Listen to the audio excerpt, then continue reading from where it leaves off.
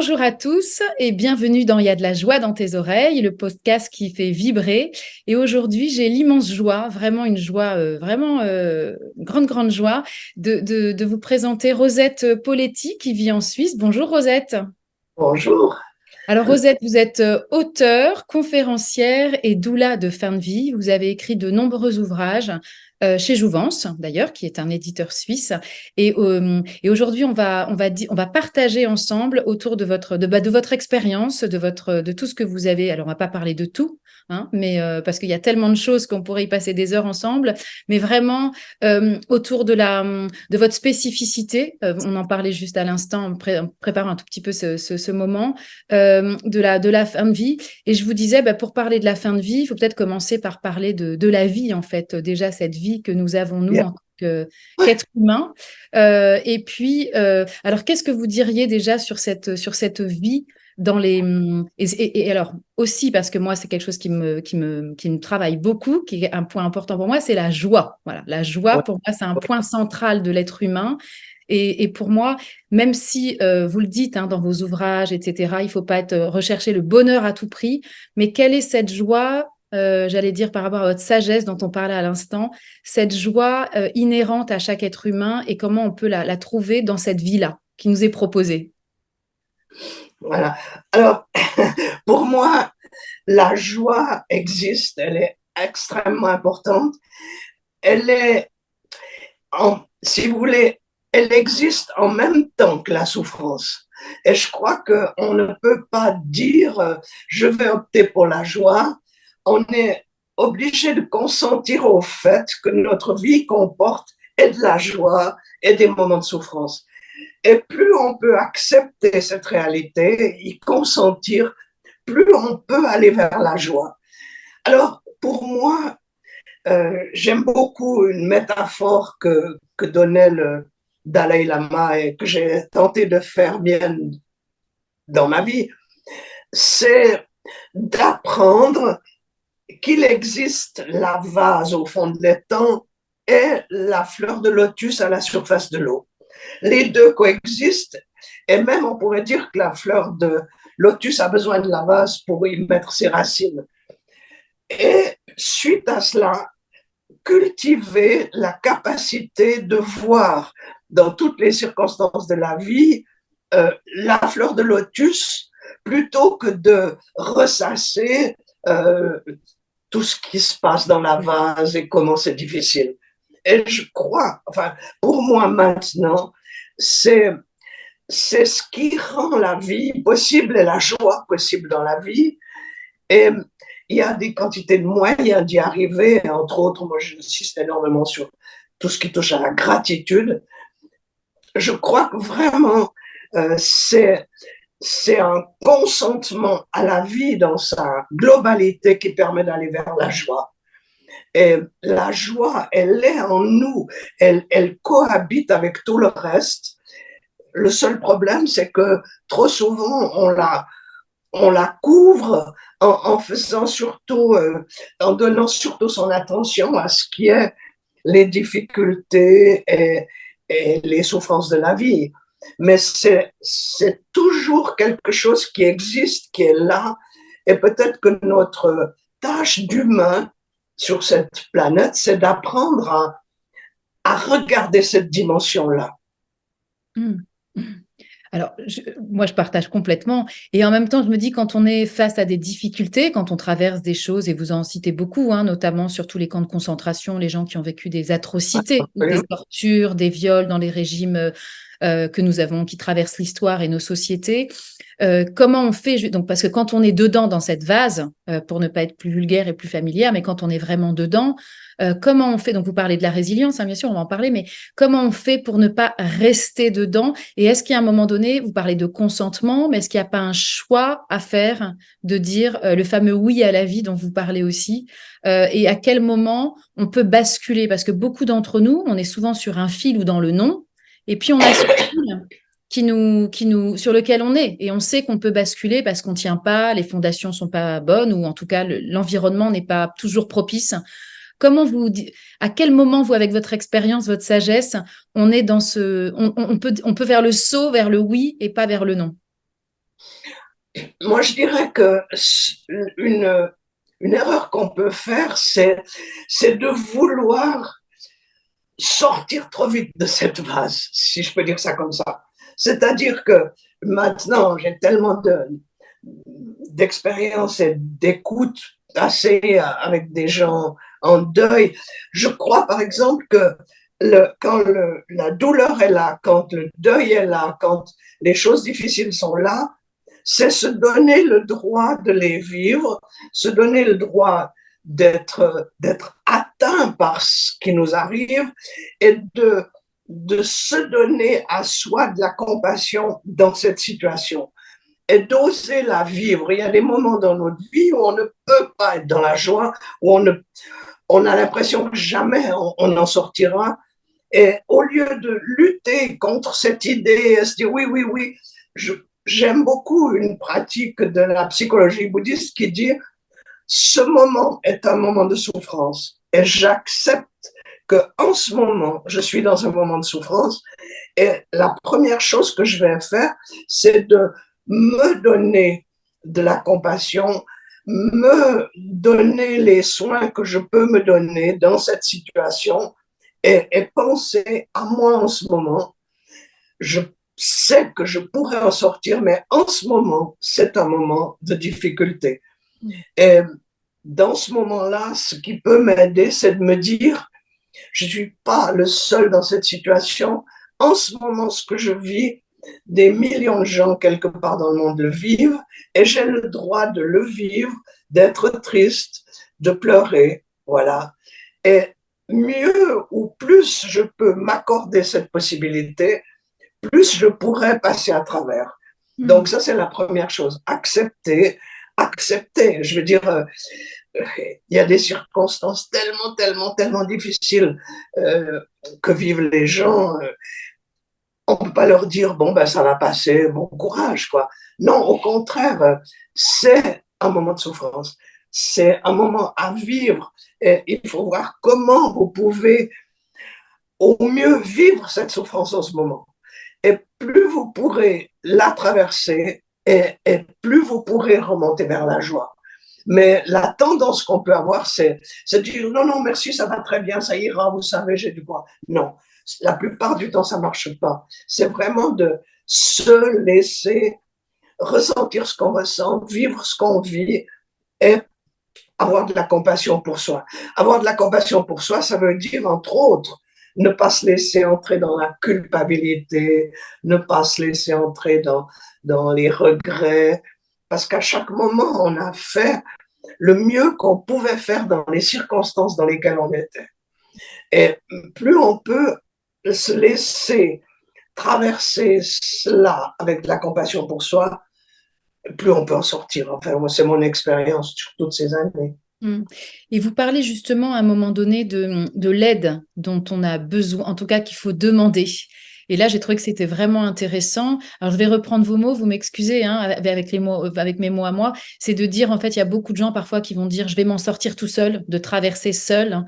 Et finalement, c'est pas forcément ce qui est le meilleur pour la personne, parce qu'il faut savoir oser demander. Est-ce que vous pouvez nous donner un peu des pistes là sur cette aide, sur ce soutien, et à la fois la personne qui est dans sa traversée, comment peut-elle demander de l'aide, et en même temps, comment aussi les autres, parce que c'est surtout ça, les autres, comment on peut être soutien, mais sans forcément forcer l'autre à lui dire ça va passer, en fait. Est-ce que Ouais. au niveau de la présence, cette qualité de présence, cette qualité de soutien, qui n'est pas forcément dans la parole d'ailleurs, enfin j'espère que vous partagez ça. Absolument, absolument. Qu'est-ce Ce qu'on que j'ai peut... entre autres, c'est que un certain nombre de gens ont des ressources pour faire cette traversée tout seul. Je crois il faut l'admettre. On a un peu psychologisé la vie. Et j'aime beaucoup une grande recherche qui a été faite après la chute des Twin Towers à New York, où il y avait 30 000 endeuillés, quoi. Et les statistiques de ces recherches ont montré qu'une 60% des gens arrivent à le vivre seuls. Voilà. Donc, il y a 4 personnes sur 10 qui vraiment auront besoin d'une aide. Alors, cette aide, elle est très variée. Il y a des gens qui la trouveront dans la religion, il y a des gens qui la trouveront dans la méditation. il y a des gens qui ont besoin d'avoir des gens qui les accompagnent. Ces gens qui les accompagnent, ils n'ont surtout pas besoin de donner des conseils. Parce que quand on dit, oh, je sais ce que vous vivez, j'ai aussi perdu. Non, on ne sait pas ce que l'autre vit. Jamais. Parce que on est unique dans notre histoire de vie, notre façon de réagir, etc. Mais on peut dire, je suis là. Je suis avec toi. Et accepter d'être une présence, je dirais, paisible à tout point de vue, aussi bien énergétiquement que être centré, paisible et à l'écoute de l'autre et de ce que l'autre souhaite. Et avec la patience d'attendre qu'il le formule à sa façon plutôt que de dire oh, ben, ça serait bien pour toi de faire je sais pas quoi.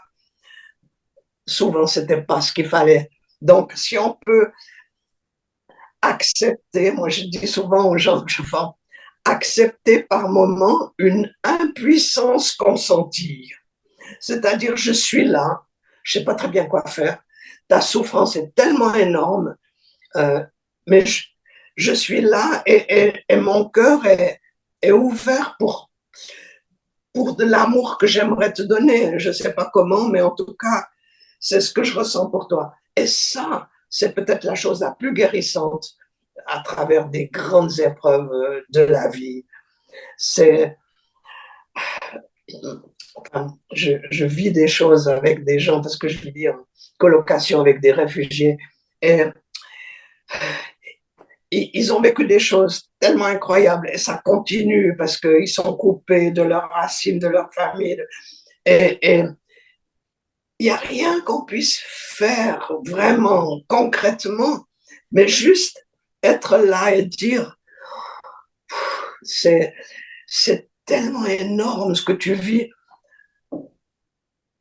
Je voudrais te dire que j'ai plein d'énergie, d'amour pour toi. Je sais que c'est tellement minuscule comme possibilité, mais je suis là et si tu as besoin de quoi que ce soit, dis-moi de quoi tu as besoin. Et les retours que j'ai depuis des années, c'est aussi avec d'autres collègues avec qui je suis, c'est que c'est la meilleure chose. C'est la meilleure chose. On a trop voulu donner de conseils, donner de... Au fond, je crois maintenant que les humains sont plus comme des plantes. Du reste, Carl Rogers disait déjà ça il y a 60 ans. C'est d'aménager l'environnement, c'est de donner l'eau nécessaire à la croissance, c'est oui, de protéger peut-être pour que la plante puisse pousser. Et si elle est blessée, cette plante, c'est de faire en sorte qu'il y ait l'environnement pour qu'elle puisse se réparer. Voilà. Et au point où j'en suis, c'est ce que je crois. Alors que j'ai été plus interventionniste il y a un certain nombre de décennies. Voilà. Et puis je me rends compte, c'est pas ça. On a en nous ce qu'il faut pour autant que d'autres gens créent autour de nous cet environnement qui permet de se retrouver et se guérir ses blessures et avancer, quoi. Et retrouver la joie, voilà. Et ça demande du coup de celui qui souhaite, qui est soutenant, qui est soutien, d'être dans une qualité de présence et j'allais dire d'alignement et d'ancrage hein, quand même pour être... Voilà. Là, ça demande quand même un vrai travail de... Parce que souvent, quand on veut aider, vous disiez il y a longtemps, on a tous une partie de nous hein, qui veut être un peu sauveur, un peu interventionniste, qui veut donner des bons conseils, qui voit l'autre aussi peut-être parfois mal, et tellement mal qu'il y a quelque chose qui nous renvoie à cette insoutenable observation. C'est dur d'être spectateur de quelqu'un qui va mal parce qu'on se sent un peu oui, démuni. mais oui. On se sent démuni et on a peur pour l'autre. Et bien sûr, à la fin, on sait qu'on a peur pour soi. Mais comment on fait pour cultiver cette capacité justement de ne pas intervenir? Comment on fait pour vos conseils? Alors, il y a la sagesse, il y a l'âge, il y a l'expérience. Mais j'allais dire maintenant, on est dans un monde un petit peu accéléré. Donc, l'idée, c'est qu'on soit de plus... Enfin, je dis pas performants plus jeunes, mais en tout cas qu'on puisse tenir compte de ces enseignements et de ces expériences.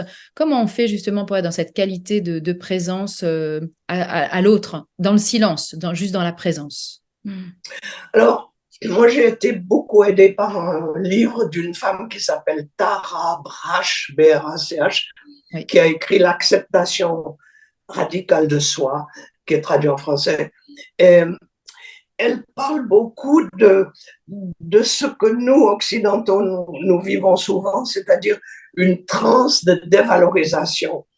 Quand on est face à quelqu'un et qu'on se sent impuissant, on se dit, mais c'est pas possible, après tout ce que j'ai fait comme formation, et on se dévalorise. Et elle souligne le fait que plus je peux avoir de compassion pour moi et de me dire, c'est OK, je suis impuissant dans l'optique d'intervenir comme ça, mais je suis à ma place et je suis ce que je peux être ici en ce moment et c'est le meilleur que je peux faire. Et si je peux accepter cette impuissance consentie, si je peux ne pas me dévaloriser, mais qu'est-ce qu'on pourrait faire? Mais là, il faudrait que je trouve une solution, mais il faudrait que j'arrive à lui remonter le moral ou je sais pas quoi. Si j'arrive à complètement me libérer de ça, j'arrive à être, comme vous disiez tout à l'heure, dans cet alignement. Et à ce moment-là, je vais être le plus juste pour cette personne à ce moment-là. C'est vraiment, à l'heure actuelle, je pense que développer cette compassion pour soi, c'est ce qui permet d'en avoir pour les autres d'abord, et puis c'est ce qui permet de se sentir bien, bien, et peut-être d'aller plus vers la joie parce que je suis pas sans cesse en train de me dire, mais je suis pas assez, j'aurais dû faire autrement, il aurait fallu, non, tout ça, je le lâche et comme ça, je peux être dans l'ouverture face à l'autre. C'est vraiment ça. Et avec les formations de doula de fin de vie, j'ai diminué beaucoup de choses sur les savoirs. Et vraiment, je propose aux gens beaucoup de pratiques, de visualisation, méditation, travail sur soi, parce que je crois que c'est ça. Si on est en train de mourir, on n'a pas envie de quelqu'un qui sait des choses. Oui, ben, très bien, ce sera à l'arrière-plan de son cerveau. Mais je voudrais avoir qui est là, quelqu'un qui est là et qui a de la compassion et aussi de la tendresse. Voilà. Quand je vois certaines de ces doulas vraiment magnifiques, la manière dont elles sont là et euh, dont elles font des gestes tout simples, et quand elles peuvent le faire avec tendresse, des fois je me dis, j'espère que j'aurai quelqu'un comme ça à ce moment-là. Parce que c'est ça qui est important. C'est ne pas être dans le souci de soi, être là pour l'autre et être là dans la tendresse parce qu'on est capable d'avoir de la compassion pour soi et de la compassion pour l'autre. Voilà, si je devais résumer. Et en même temps, quand vous parlez de compassion pour soi, j'ai l'impression que derrière, c'est aussi effectuer au quotidien un travail sur soi, sans être égoïste, mais juste de se dire, avant de vouloir sauver l'autre ou d'être soutenant, parce qu'on a quand même tous cette grande facilité de se dire, je vais sauver l'autre. Mais en fait, au fond de soi, quand on est un petit peu honnête avec soi-même, on sait que c'est un petit peu de nous dont on veut, enfin, qu'on veut sauver quelque part. Hein, donc, ce travail sur soi, cette compassion, la gratitude aussi sur ce qu'on est tel qu'on est dans notre impuissance, ça c'est un travail, j'allais dire quotidien, qui est à cultiver pour chacun d'entre nous. Ça c'est peut-être aussi absolument, ça. Absolument. Alors là, c'est vrai que les trajectoires varient, les ressources de chacun varient, mais moi je pense que j'aimais beaucoup, j'avais fait une formation aux États-Unis, je ne me rappelle plus qui disait ça, qui nous disait, en fait, vous ne pouvez être là pour l'autre, vous êtes un instrument et votre instrument, c'est vous-même. Et si vous n'accordez pas votre violon, votre guitare, je sais pas quoi, si votre instrument est désaccordé, ce que vous allez produire comme musique, ça va être désaccordé, quoi. Donc, j'aimais bien cette image parce que c'est vraiment ça. Chaque jour, j'ai besoin de me redire je suis où, il se passe quoi pour moi. Est-ce que je suis dans l'irritation, la colère parce que je sais pas quoi, il pleut, enfin bref.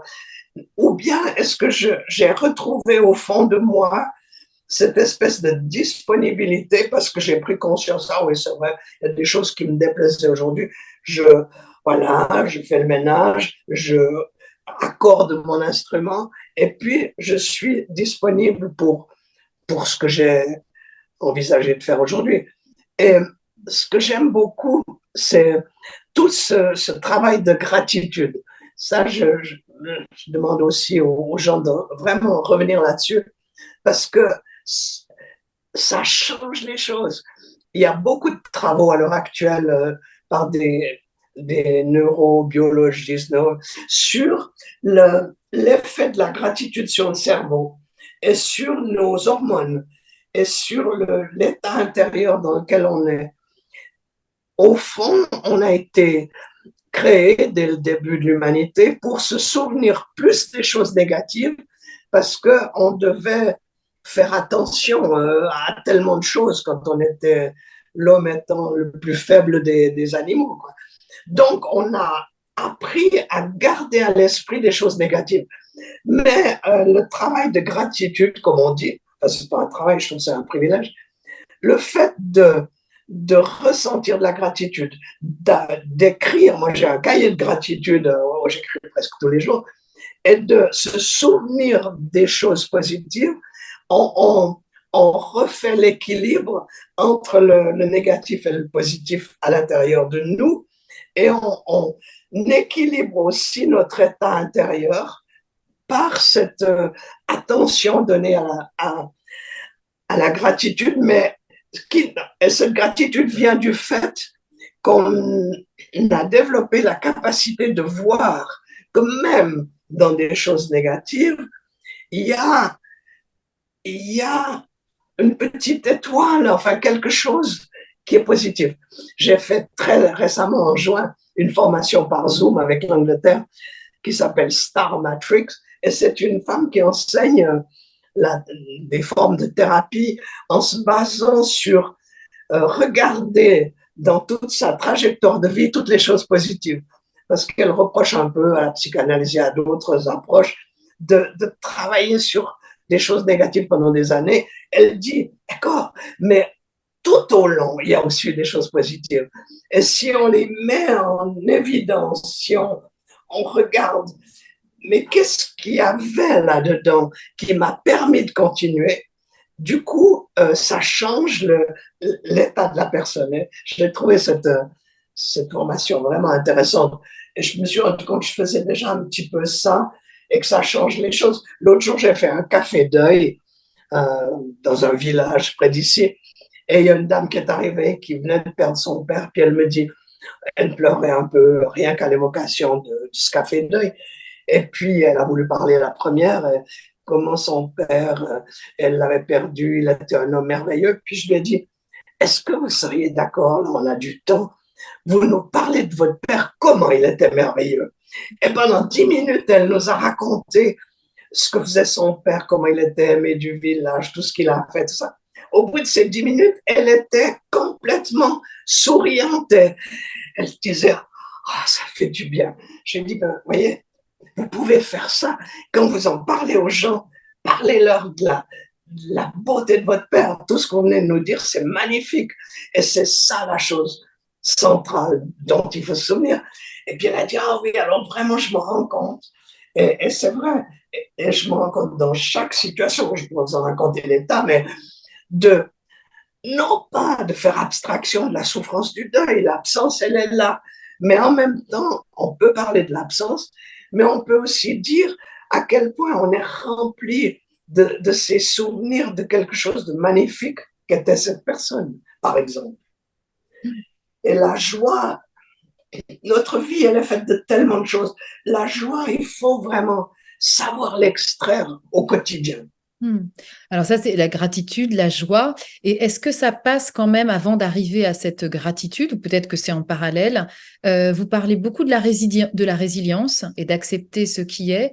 Moi, la résilience, pour moi, ça reste pas très clair en fait. Je comprends intellectuellement, je comprends, et en même temps, il y a toute une part où j'ai l'impression qu'il y a plusieurs étapes dans la résilience. Et notamment le pardon, enfin, dont vous parlez d'ailleurs, hein, le pardon finalement à l'autre ou à soi ou à la société. Et pour moi, c'est plein de petites étapes. Est-ce que c'est en parallèle de la gratitude justement, ou est-ce que ça fait vraiment partie des étapes premières et après on peut arriver à la gratitude et à la compassion? Comment votre Oui, expérience, on vous? peut le voir de différentes manières. La gratitude, alors il y a aussi des étapes, si vous voulez. L'important, c'est d'apprendre la gratitude au quotidien. Là, j'ai une très belle fleur que vous ne voyez pas, mais voilà, je dis, c'est magnifique qu'on ait encore des fleurs comme ça, qu'on puisse les procurer, je sais pas quoi. J'ai eu une très bonne tasse de café que quelqu'un m'a apporté tout à l'heure. Il y a ce niveau-là. Et ce niveau-là, il est important parce qu'on a plein de petites choses. Après, bien sûr, dans les grands moments de la vie, c'est pas aussi simple toujours. Euh, Quand je vous parlais des regrets tout à l'heure, on peut avoir des regrets et c'est important de les regarder de près et puis de chercher euh, autre chose autour de ces regrets aussi. Après, cette notion de pardon qui permet la résilience, là aussi, moi j'ai appris à être progressif, c'est-à-dire il y a des choses qu'on ne peut pas pardonner, en tout cas pas à première vue. Et peut-être qu'on peut commencer par lâcher prise un petit peu et tenter de laisser la page se tourner en prenant le temps de la laisser se tourner. Et puis, petit à petit, on est mieux en soi-même. Et puis, on peut avoir plus de compassion pour soi. On peut lâcher prise de la culpabilité. Et puis, tout à coup, un jour, on se dit, mais dans le fond, c'est vrai, maintenant je comprends la dynamique de tout ça. Et maintenant, je suis capable de pardonner. Mais on m'aurait demander ça 5 ans plus tôt, c'était pas possible.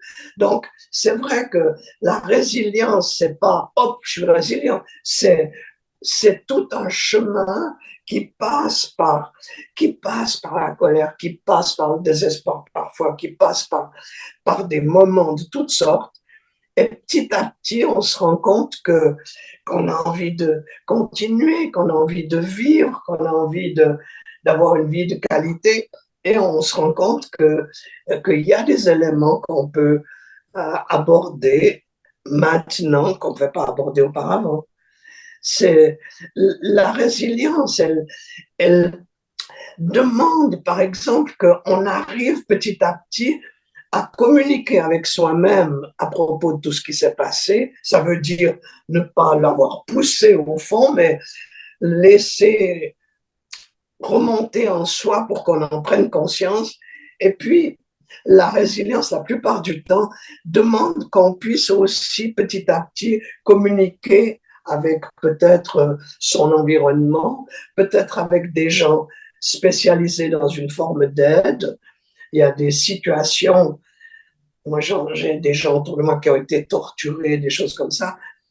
Ils ont besoin de quelque chose de plus que d'amitié.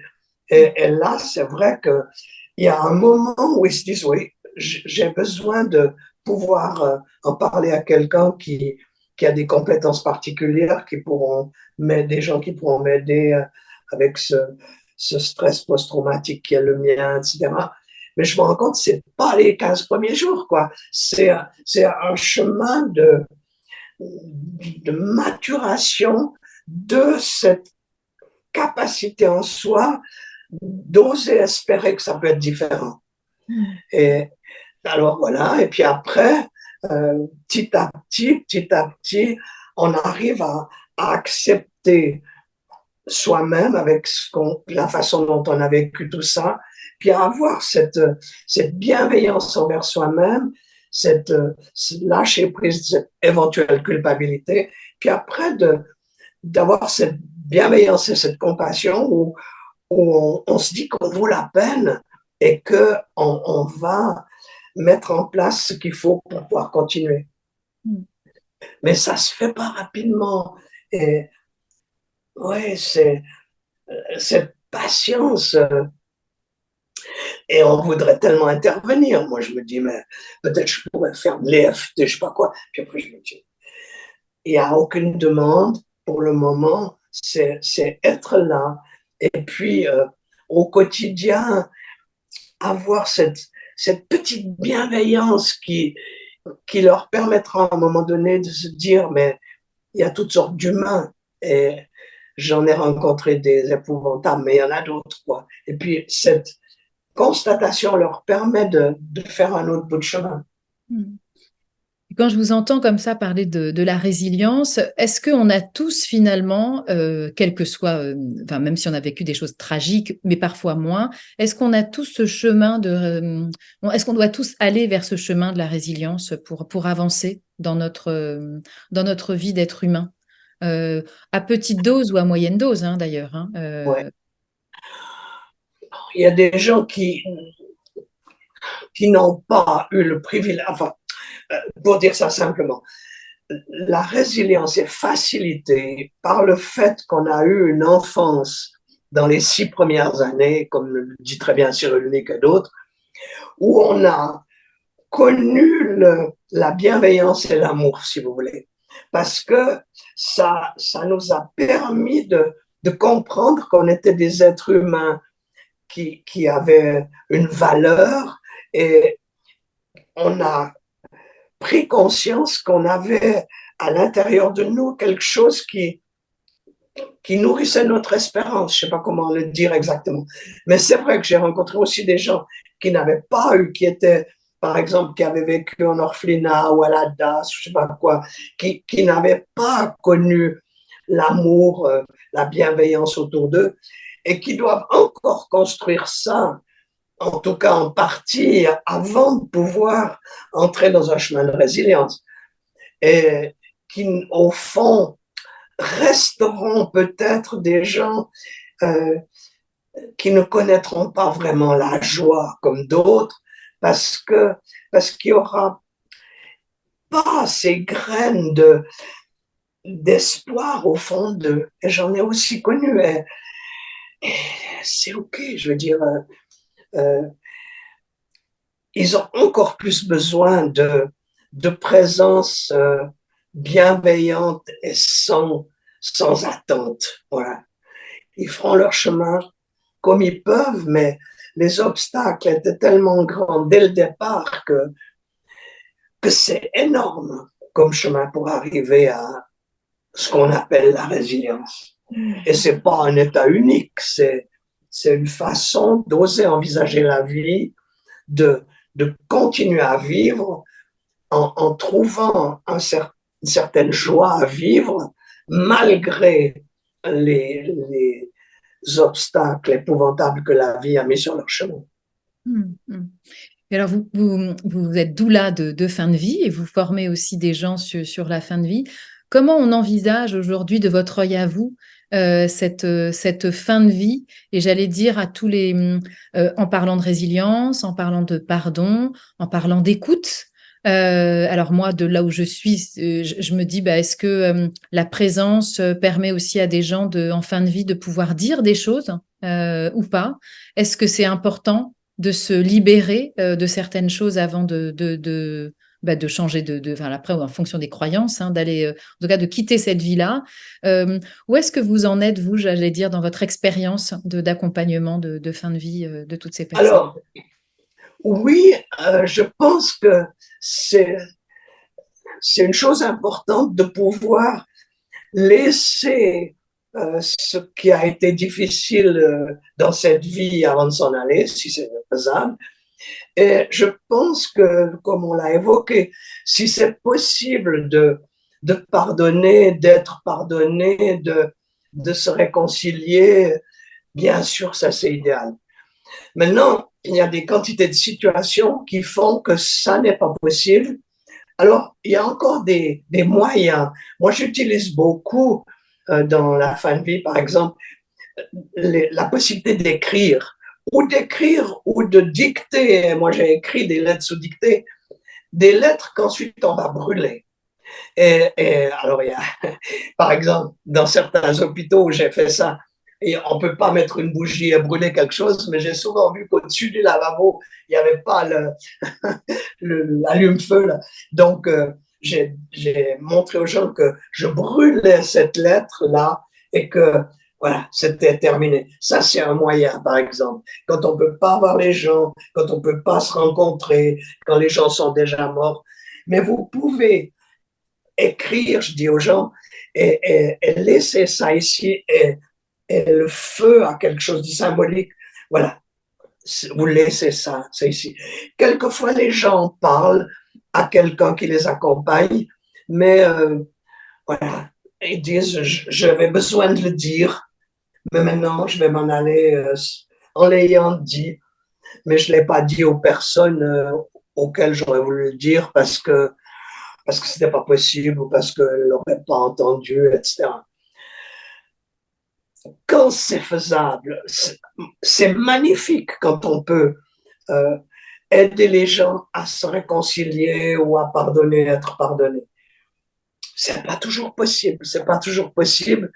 Et moi, j'ai beaucoup aimé un grand psychiatre qui s'appelait Viktor Frankl, qui a inventé ce qu'on appelle la logothérapie, qui est la thérapie par le logos.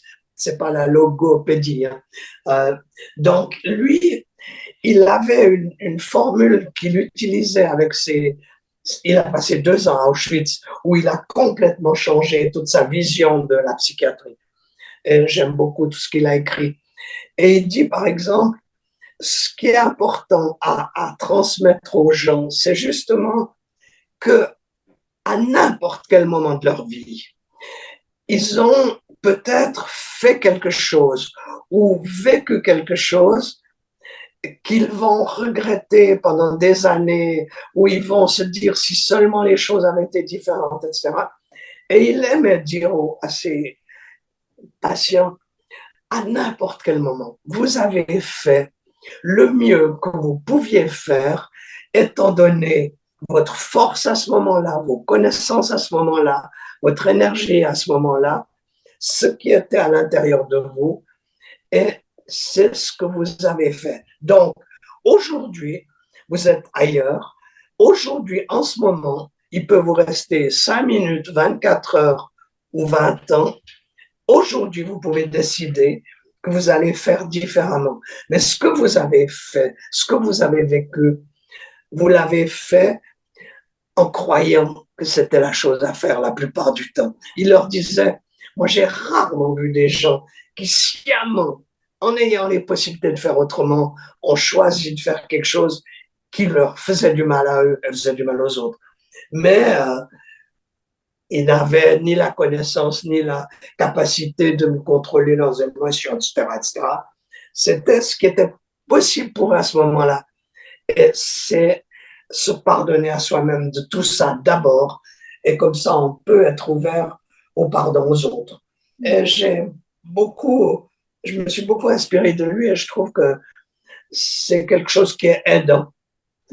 Et puis après, au dernier moment, indépendamment des croyances des gens, on a assez de données, de milliers d'expériences, comme l'écrit Christophe Fauré, etc., qui nous montrent que probablement on va vers une lumière et une énergie d'amour.